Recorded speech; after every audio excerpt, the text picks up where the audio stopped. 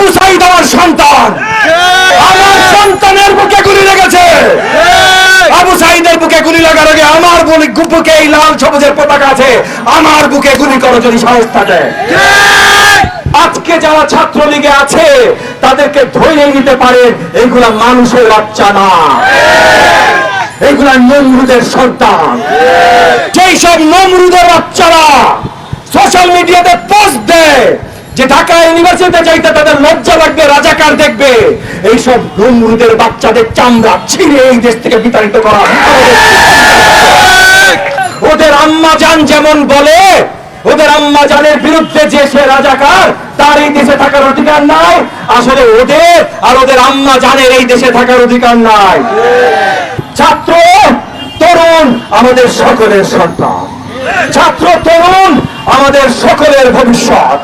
কেউ যদি এদের গায়ে হাত তুলে, পুলিশ বাহিনী হোক, লাঠাল বাহিনী হোক, আর বিদেশি আর্মি বাহিনী হোক, তার হাত আমরা ভেঙে দেব ইনশাআল্লাহ। ছাত্র লীগ টোকাই লীগ না, এরা হেলমেট বাহিনী। টোকাইরা ভাই তাদের একটা পরিচয় আছে, তাদের রাস্তায় কষ্ট করে খায়, তাদের জন্য আমাদের রেসপন্সিবিলিটি আছে। এই ছাত্রলীগ হলো ফ্যাসিস্ট সরকারের লাঠিয়াল বাহিনী, এই ছাত্রলীগ হলো নব্য হানাদার বাহিনী। এদেরকে ছাত্র আকারে পরিচয় নিবেন না। এবং যাদের অল্প একটু মানবতা বোধ ছিল, গত কয়েকদিনে শত শত হাজারে হাজারে তারা ছাত্রলীগ ত্যাগ করেছে। এই দেশ 18 কোটি বাংলাদেশি জনতার, এই দেশ কারোর বাপের না। তুমি প্রধানমন্ত্রী হও, তুমি মন্ত্রী হও, তুমি কোন পার্টির নেতা হও, তোমার বাপের এই দেশ না। আমরা সবাই এই দেশের জন্য কাজ করি, এই দেশের জনতার জন্য কাজ করি, কোন এক পরিবারের জন্য কাজ করি না। এক পরিবারের জন্য দাঁড়ায়, এক নায়কতন্ত্রের জন্য দাঁড়ায়, বিদেশি রাষ্ট্রের শাসনের জন্য দাঁড়ায়। তারা হলো সত্যিকারের রাজাকার। এই রাজাকারদের বিরুদ্ধে বেদনা নিয়ে, খোঁজ নিয়ে আমাদের সন্তানরা ক্যাম্পাসে ডাক দেয়, আমি রাজাকার। আর এই যে আমাদের সন্তানরা যখন বেদনা নিয়ে ডাক দেয় আমি রাজাকার, যেই সব নমরুদের বাচ্চারা ওদেরকে আসলেই রাজাকার বলে ডাক দেয়। এই দেশ এই নমরুদের সন্তানদের মুক্ত করতে হবে। এই দেশ থেকে এইসব আসল রাজাকারদের বের করতে হবে। আমরা সবাই একত্রিত হয়ে দাঁড়াচ্ছি।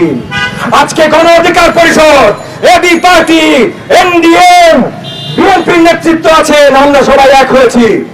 আমি তবু আবার জোর গলায় আহ্বান জানাবো বিএনপি সহ সকল রাজনৈতিক দলকে, মুখের কথা না,